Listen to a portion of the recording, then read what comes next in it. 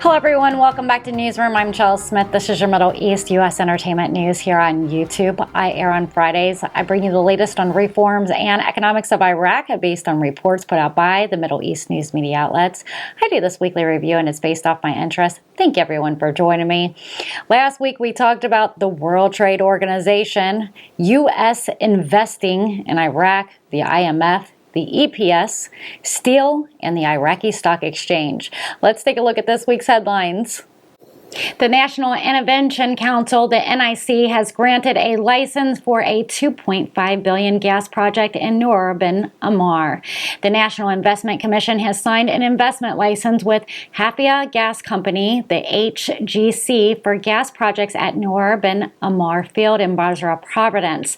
The project is expected to produce 300 meter cubic feet in 2 phases. It's expected to be completed within 36 months and cost $2.6 billion.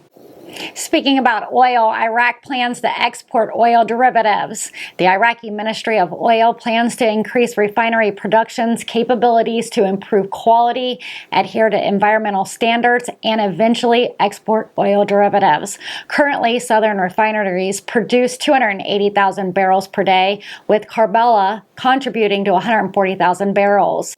Al Samoun Refinery in Biji and Dura produce about 270 to 280,000 barrels daily. The ministry is working on rehabilitating damaged refineries such as the Al Samoun Refinery in Biji and aims to increase productions, improve quality, and meet local needs before transitioning to exporting derivatives. And according to the reports this morning, the Iraqi militia subsidiary has signed a Memorandum of Understanding, an MOU, with a Chinese firm, Iran-backed Popular Mobilization Force subsidiary. The General Engineering Company has signed a Memorandum of Understanding with China's Machinery Engineering Corporation, the CMEC, aiming to establish joint projects in construction engineering, trade, services, and energy projects across multiple provinces. The CMEC is a subsidiary of China's National Machinery Industry Corporation. Iraq also extended the deadlines for metro tenders. The National Investment Commission, the NIC, has extended the deadline for tenders for Baghdad Metro and Najaf Karbala Metro project from March 12th, 2024 to April 12th, 2024. And the IFC is prepared to collaborate with Iraq. Iraq's Prime Minister Mohammed Al-Sudani met with delegations from the International Finance Cooperation, the IFC, on Tuesday. The meeting discussed on cooperation between Iraq and the IFC, part of the World Bank Group. The IFC emphasizes Iraq's commitment to economic reforms, investment, environment improvements, and project boosting GDP, supporting non-oil sectors, and empowering the private sector. Al-Sudani urges the IFC to establish a training institute in Iraq for development banking operations and supporting the private sector in cement and concrete material industries. The IFC also praises Iraq's role in expanding reforms, reducing carbon emissions, and supporting sustainable development.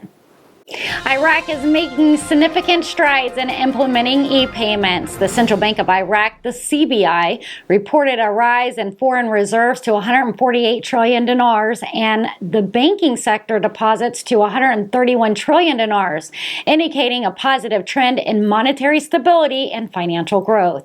The CBI announced the establishment of National Company for Electronic Payment System, a strategic move towards modernizing electronic payment infrastructure. Inflation in Iraq has fallen from 7.5% to 4.0% at the end of 2023, with a rise in point-of-sale devices and ATMs. Initiatives like Raida Bank for SMI financing and strengthening the deposit, insurance, and loan guarantee companies, reflecting the CBI's commitment to economic growth and financial inclusion. Rudal reports Halabja's locals are protesting against Iraq's border fence with Iran. The Iraqi government's decision to close the borders with Iran by setting up a barbed wire fence has sparked protests from locals who fear the decision will negatively impact their farming and livestock raising activities. The fence was commissioned by the Iraqi federal government as part of a security agreement with Iran to meet security concerns raised by Tehran. Locals have expressed concern that the fence will push villages on the sides of the Kurdistan regions farther back, creating a security buffer zone. The majority of the people in the areas farm and raise livestock, and lawmakers have informed the Iraqi government of the local discontent. The security pact signed between Iran and Iraq was in March of 2023 and saw Baghdad agree to disarm the Iranian Kurdistan opposition groups and secure the region's border. And I want to remind you that Iraq is pushing forward with the reconstruction of their country, considering the UNHCR in undertaking various projects in Iraq. The UNHCR completed 27 infrastructure projects in Iraq in 2023, including the construction of 5 public healthcare centers, 15 public schools, and 27 infrastructure projects. And the effects being made to promote decent work and affordable housing in Iraq has officially gotten here. The European Union has provided 20 million euros to the United Nations Human Settlement Program, the International Labor Organization, and the International Trade Center to support a 4-year program called Building Equitable and Exclusive Transformation, the BEIT, towards decent work and affordable housing in Iraq. The project, which aims to promote decent work and affordable housing, is a collaboration between the project partner and Iraq's Ministry of Planning, Labor and Social Affairs, Ministry of Construction, Housing, Municipalities and Public Work, and Ministry of Trade.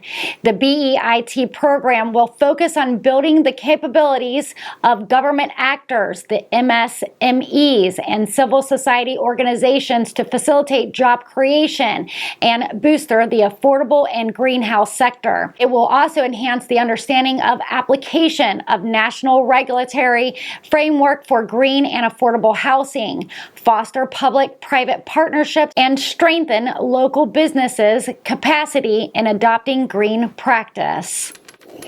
According to an Iraqi journalist, Aman Tabalchili reported markets continue to scrutinize tensions. The RSISX USD index fell 0.6% for the month and 8.1% for the year, reflecting markets' discounting of contained regional conflict. Within Iraq, both stock and currency markets discounted the dynamic driving the economy transformation, which were already in place before the conflict began in October 2023. Oil markets also continued to discount a contained conflict despite slight near-term expectations rising over the month. The stock market's dynamics, including the expansionary 2023 budget, continued growth in money circulation and development acceleration, the adopting of banking. The RSISX USD index 0.06 decline was the first month-on-month decline since October 3.4 decline. The currency market's dynamics were driven by the Central Bank of Iraq, the CBI's latest procedural requirements for provisions U.S. dollar for cross-border transfers, leading to dollar supply-demand mismatch and depreciation of the Iraqi dinar versus the dollar. And you've been watching Newsroom Weekly Review. I'm Chella Smith with your Middle East U.S. entertainment news on reforms and economics of Iraq. I bring you the latest in our news without having to keep up with all the different outlets. I'm here on YouTube every Friday, so don't forget to subscribe and turn those notification bells on. If you like my content, give me a thumbs up. If you really like my content, you can always seed a super chat or a super thanks in the comment section below. Iraq is showing positive growth in the Middle East. Let's see if they can return back to an international stage. Again, thank you for being a subscriber and thank you for visiting Newsroom Chella Smith for your trusted Dinar News. I'll see you guys next Friday. Everyone have a fabulous weekend. Take care. Make sure you join us Fridays, 4 p.m. with Newsroom Updates with Chella Smith Entertainment News.